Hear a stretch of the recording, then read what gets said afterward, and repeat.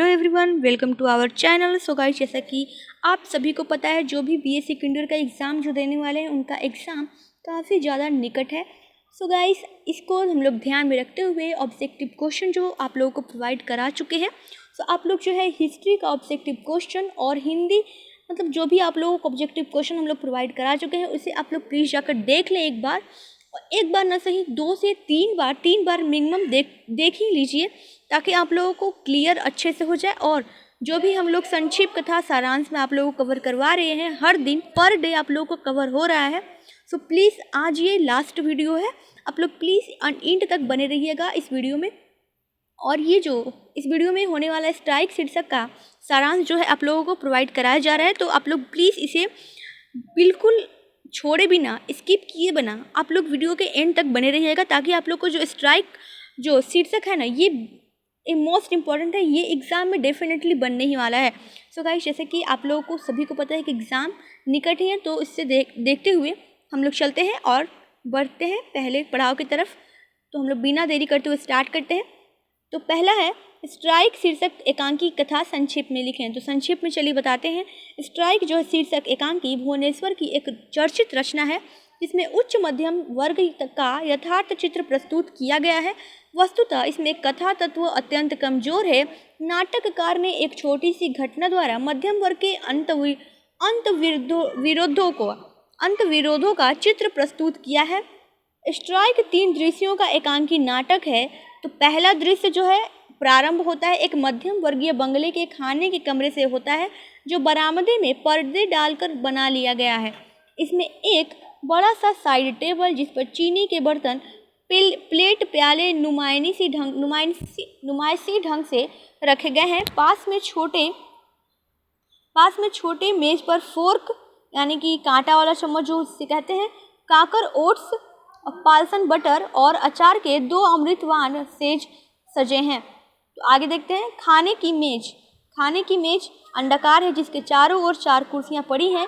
2 पर एक स्त्री और एक पुरुष बैठे हैं, और स्त्री मौन है, 10 मिनट से खामोश तीसरे पहर की चाय पी रही है। तो पुरुष का नाम श्रीचंद है और स्त्री उसकी पत्नी है, दूसरी पत्नी। तो स्त्री जो है दूसरी पत्नी है उसकी। दोनों चाय नाश्ता में संलग्न है और वार्तालाप भी करते जाते हैं। बात किसी सरदार साहब की चल रही है, जो उनकी बातचीत में ही पता चलता है कि आज दोनों नौकर छुट्टी पर हैं। चाय स्वयं मेम साहब ने बनाई है।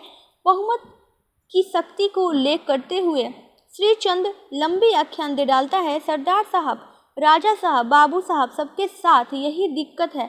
कमबख्त जीवन की कला नहीं जानते, प्रियमान से निहत्थे पाजियों की तरह यह मौत तक खिसकते जाते हैं।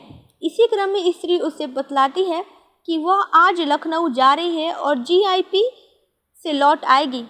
पति उत्सुकतावश पूछता है कि वह लखनऊ क्यों जा रही है। तब वह कहती है कि यूं ही घूमने जा रही है, और साथ में सरदार साहब की बीवी मिसेज निहाल तथा मिस मित्तर भी हैं। वह कहती है कि संभवतः मिस मित्तर को भी कुछ काम है।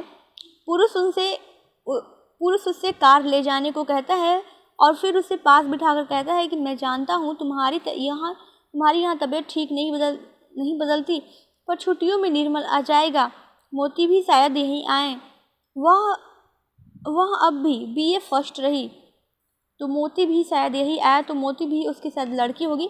लेकिन हाँ, बताओ यह तुम्हें क्या हुआ क्या है? वह कहती है, होता क्या, कुछ नहीं हुआ। तब पुरुष उत्साहित होकर कहता है, हाँ, लेकिन फिर यह बेताबी क्यों है? फिर वह आदमी की शक्ति और अपने सुख दुख के विस्तार के लिए किए गए उसके प्रयत्नों का उल्लेख करने लगता है। इस तरह बोलते हुए पुरुष चला जाता है और स्त्री बैठी रह जाती है। दूसरे दृश्य में लेखक ने एक मध्यम वर्गीय क्लब के कमरे का दृश्य खींचते हुए कहा है, एक मध्यम वर्गीय क्लब का कमरा है, तेज तीखी रोशनी हो रही है, मेजों पर ताश और भरी हुई एस्ट्रे बिखरी है, कुर्सियां भी अनेक चारों तरफ भीतर भीतर पड़ी हैं। कोने में एक बड़ी फ्रेंच विंडो के सामने सोफों पर 3 आदमी बैठे हैं। सीन में सिर्फ उनकी पीठें दिखाई दे रही हैं। पास ही एक कुर्सी पर सामने की छोटी मेज पर सुरुचि से कपड़े पहने एक युवक बराबर ताश फेंट रहा है। खिड़की के फ्रेम में तारों से खिला हुआ आकाश की तस्वीर की तरह जड़ा हुआ है। दीवार की बड़ी घड़ी जो 8:45 बजा रही है। कमरे में सब खामोश है। निस्तब्धता नहीं है। सभी आपस में बातें करते हैं और उनकी बातों में कुछ भद्दे मजाक भी सम्मिलित हैं। इसी बातचीत में पता चलता है कि श्रीचंद पहले वकालत करता था और जब वह वकालत छोड़कर व्यापार में आया तो उसमें भी इतना सफल रहा कि अब वह एक कंपनी का सर्वेसर्वा बन गया। कुछ देर बाद श्रीचंद वही आ जाता है और सभी उसका स्वागत करते हैं। थोड़ी देर बातचीत करने के बाद सभी जवानों की तरह हंसते हैं और मोटर स्टार्ट होने की आवाज़ आती है। तीसरे दृश्य में क्या दिखाया जाता है, चलिए देखते हैं। तो तीसरा दृश्य पुनः पहले दृश्य से कमरे के बरामदे में ही घटता है। बरामदे के खंभों के पास बड़े बड़े पात्र रखे हैं। खंभों पर बेलें भी फैली हैं। दरवाजे सब बंद हैं, जिनके सामने 3-4 बेमेल कुर्सियां पड़ी हुई हैं। सीढ़ियों पर एक बड़ा सा झबरा कुत्ता लेटा है और दृश्य के आरंभ में कोई आदमी नहीं दिखाई देता, पर तत्काल ही गृहस्वामी और युवक सीढ़ियों पर चढ़ते दिखाई देते हैं। श्रीचंद चाबी ढूंढ रहा है। उसे ठीक याद नहीं कि चाबी उसके पास है या पत्नी ले गई। वे दोनों बरामदे में ही बैठ जाते हैं और बातचीत करने लगते हैं। बातचीत का विषय शादी और औरत है।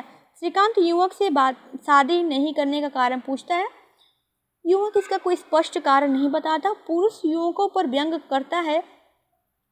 करता है कि वैज्ञानिक आविष्कारों को छोड़ दिया जाए, जो प्राकृतिक है। तो आप युवकों के पास क्या है? आप लोगों ने दुनिया को क्या दिया है? दुनिया साझे की दुकान है और हर एक बालिग आदमी का कर्तव्य है कि उसका साझेदार हो। आप कहते हैं कि मैं औरत को समझ नहीं पाता, सारा ज्ञान तो फैक्ट्री में लगा देते हैं। सत्य यह है कि औरत को समझने की क्या ज़रूरत है? मशीन की एक पुली दूसरी पुली को नापने जोखने समझने नहीं जाती। स्त्री पुरुष तो जीवन की मशीन के दो पुर्जे हैं। पुरुष अपनी दोनों पत्नियों दिवंगत एवं वर्तमान की कथा सुनाता है। मशीन का पुर्जा बिगड़ जाने पर उसे बदलने की भी बात पुरुष करता है। इसी बीच एक चपरासी आकर श्रीकांत को पत्र देता है और कहता है कि वह एक निहाल साहब का ड्राइवर है। मेम साहब ने बतलाया है कि वह कल आएंगे। पुरुष उत्तेजित हो जाता है और बड़बड़ाने लगता है।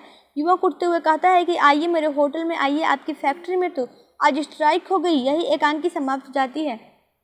सो गाइस, कंटेंट का शीर्षक के सारांश का एंड होता है यहीं पे। आप लोगों को ये, आई होप आप लोगों को ये जो शीर्षक है इसका सारांश आप लोगों को समझ में आया होगा। अगर नहीं समझ में आया तो आप लोग प्लीज़ इसे मिनिमम से 3 बार जरूर देख लें ताकि आप लोगों को क्लियर हो जाए।